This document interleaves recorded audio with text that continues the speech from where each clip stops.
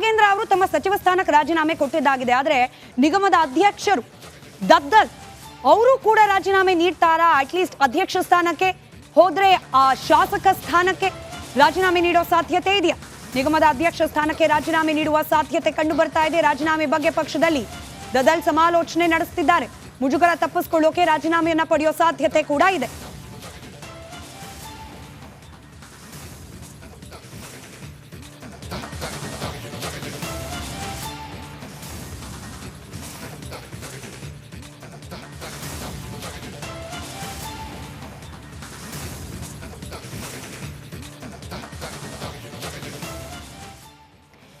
ಇದೇ ವಾಲ್ಮೀಕಿ ನಿಗಮಕ್ಕೆ ಸಂಬಂಧಪಟ್ಟಂತೆ ನಮ್ಮ ಎಕ್ಸ್ಕ್ಲೂಸಿವ್ ಸುದ್ದಿ ಕೂಡ ಇದೆ. ಅದನ್ನ ನಿಮಗೆ ನಮ್ಮಲ್ಲಿ ಮಾತ್ರ ವಿಭಾಗದಲ್ಲಿ ತೋರಿಸ್ತೀವಿ. ಅದಕ್ಕಿಂತ ಮುಂಚೆ ಇವತ್ತಿನ ಮತ್ತೊಂದು ದೊಡ್ಡ ಸುದ್ದಿ ಕಡೆ ಕ್ವಿಕ್ ಆಗಿ ಗಮನ ಕೊಟ್ಬಿಡೋಣ.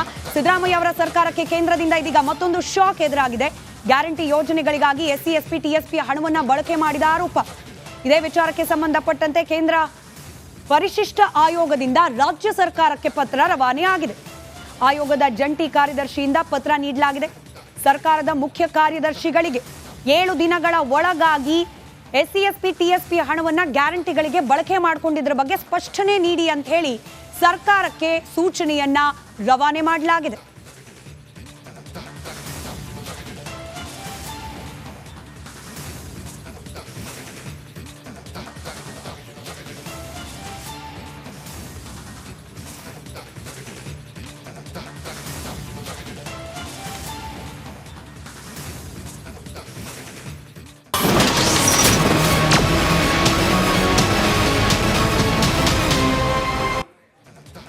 ವಾಲ್ಮೀಕಿ ಹಗರಣಕ್ಕೆ ಸಂಬಂಧಪಟ್ಟಂತೆ ಇಡಿ ರೇಡ್ ಆಗಿದೆ. ಹಾಗೆ ನಾಗೇಂದ್ರ ದದ್ದಲ್ ಅವರಿಗೆ ಸಂಕಷ್ಟ ಎದುರಾಗಿದೆ. ಇದೆಲ್ಲಾ ಮಾಧ್ಯಮದಲ್ಲೂ ಕೂಡ ಈ ಸುದ್ದಿಯನ್ನ ಗಮನಿಸ್ತಿದ್ದೀರಿ. ಆದ್ರೆ ಇದೇ ಹಗರಣಕ್ಕೆ ಸಂಬಂಧಪಟ್ಟಂತೆ ನಮ್ಮಲ್ಲಿ ಮಾತ್ರ ಇರುವ ಎಕ್ಸ್ಕ್ಲೂಸಿವ್ ಆಂಗಲ್, ರಿಪಬ್ಲಿಕ್ ಕನ್ನಡದ ಬಳಿಯಲ್ಲಿರುವ ಎಕ್ಸ್ಕ್ಲೂಸಿವ್ ಆಂಗಲ್ ಈ ಇಡೀ ಸ್ಟೋರಿಗೆ ಯಾವಾಗ ಇಡಿ ಎಂಟ್ರಿ ಕೊಡ್ತೋ ಆಗ ಕಾಂಗ್ರೆಸ್ ಪಾಳೆಯದಲ್ಲಿ ನಡುಕ ಶುರುವಾಗಿದೆ. High level meeting, 1-to-1 meeting ನಿರಂತರವಾಗಿ ನಡೀತಾ ಇದೆ. ಎಲ್ಲಿ ನಾಗೇಂದ್ರ ಅವರ ಬಂಧನ ಆಗತ್ತೋ, ನಾಗೇಂದ್ರ ಅವರ ಬಂಧನ ಆಗಿ ವಿಚಾರಣೆ ಮತ್ತಷ್ಟು ಚುರುಕಾದ್ರೆ ಕಾಂಗ್ರೆಸ್ನಲ್ಲಿ ಇರ್ತಕ್ಕಂಥ ಮತ್ತಷ್ಟು ದೊಡ್ಡ ದೊಡ್ಡ ತಲೆಗಳಿಗೂ ಕೂಡ ಈ ವಾಲ್ಮೀಕಿ ಹಗರಣದ ಉರುಳು ಸುತ್ತಕೊಳ್ಳುತ್ತೋ ಅನ್ನೋ ಆತಂಕ ಇದೀಗ ಪ್ರಾರಂಭವಾಗಿದೆ. ಅದರಲ್ಲೂ ಈ ಪ್ರಕರಣ ಬೆಳಕಿಗೆ ಬಂದು ಬರೋಬ್ಬರಿ 1.5 ತಿಂಗಳಾಗ್ತಾ ಬಂತು. ಇಲ್ಲಿವರೆಗೂ ಕೂಡ ನಾಗೇಂದ್ರ ಅವರನ್ನ ವಿಚಾರಣೆಗೆ ಕರೀದೇ ಇರೋದು, ದದ್ದಲ್ ಅವರ ಬಗ್ಗೆ ಆಕ್ಷನ್ ತೆಗೆದುಕೊಳ್ಳದೆ ಇರೋದು ಸಾಕ್ಷ್ಯ ನಾಶಕ್ಕೆ ಅನುಕೂಲ ಮಾಡಿಕೊಟ್ರ?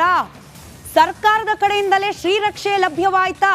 ಈ ಆಯಾಮದಲ್ಲೂ ಕೂಡ ಮುಂದಿನ ದಿನಗಳಲ್ಲಿ ತನಿಖೆ ಮತ್ತಷ್ಟು ಚುರುಕಾಗೋ ಸಾಧ್ಯತೆ ದಟ್ಟವಾಗ್ತಾ ಇದೆ. ಅದರಲ್ಲೂ ಈ ಸರ್ಕಾರದ ವಿಳಂಬ ನೀತಿ, ಒಂದು ನೋಟಿಸ್ ಕೊಡುವಲ್ಲೂ ಕೂಡ ವಿಳಂಬ, ಹಾಗೆ ಇದರ ಬಗ್ಗೆ ರಿಯಾಕ್ಟ್ ಮಾಡುವಲ್ಲೂ ಕೂಡ ವಿಳಂಬ. ಇದೆಲ್ಲವನ್ನ ಗಮನಿಸಿದ್ರೆ ಮುಂದಿನ ದಿನಗಳಲ್ಲಿ ಇಡೀ ಕಾಂಗ್ರೆಸ್ ಸರ್ಕಾರಕ್ಕೇನೆ, ಅದರಲ್ಲೂ ನೇರವಾಗಿ ಸಿದ್ದರಾಮಯ್ಯ ಅವ್ರಿಗೇನೆ ಈ ಪ್ರಕರಣ ಉರುಳಾಗೋ ಸಾಧ್ಯತೆ ಕಂಡು ಬರ್ತಾ ಇದೆ. ವಾಲ್ಮೀಕಿ ನಿಗಮದಲ್ಲಿ ಬ್ರಹ್ಮಾಂಡ ಭ್ರಷ್ಟಾಚಾರ ಬೆಳಕಿಗೆ ಬಂದಿದ್ದು ಮೇ 26-27ಕ್ಕೆ ಚಂದ್ರಶೇಖರನ್ ಅವರು ಆತ್ಮಹತ್ಯೆಗೆ ಶರಣಾದ ಸಂದರ್ಭದಲ್ಲಿ ಡೆತ್ ನೋಟ್ನಲ್ಲಿ ಇಂಚಿಂಚು ಮಾಹಿತಿಯನ್ನ ಕೂಡ ಹೊರ ಹಾಕಿದ್ರು ಚಂದ್ರಶೇಖರನ್. ಪ್ರಕರಣ ಬಯಲಿಗೆ ಬಂದು 1.5 ತಿಂಗಳ ಬಳಿಕ ಎಸ್ಐಟಿ ಅಧಿಕಾರಿಗಳಿಂದ ವಿಚಾರಣೆ, ಇಡಿಯಿಂದ ದಾಳಿ.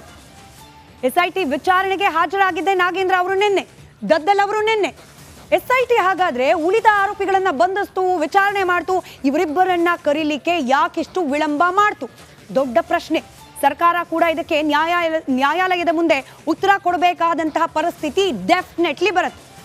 ಸಾಕ್ಷ್ಯ ನಾಶಕ್ಕೆ ಸಮಯಾವಕಾಶವನ್ನ ಕೊಡ್ತಾ ಸರ್ಕಾರ ಹಾಗಾದ್ರೆ ಈಗ ಇಡೀ ಅಧಿಕಾರಿಗಳು ಹೋಗಿ ದಾಳಿಯನ್ನ ನಡೆಸಿದ್ದಾರೆ, ದಾಖಲಾತಿಗಳ ಪರಿಶೀಲನೆ ನಡೆಸುತ್ತಿದ್ದಾರೆ.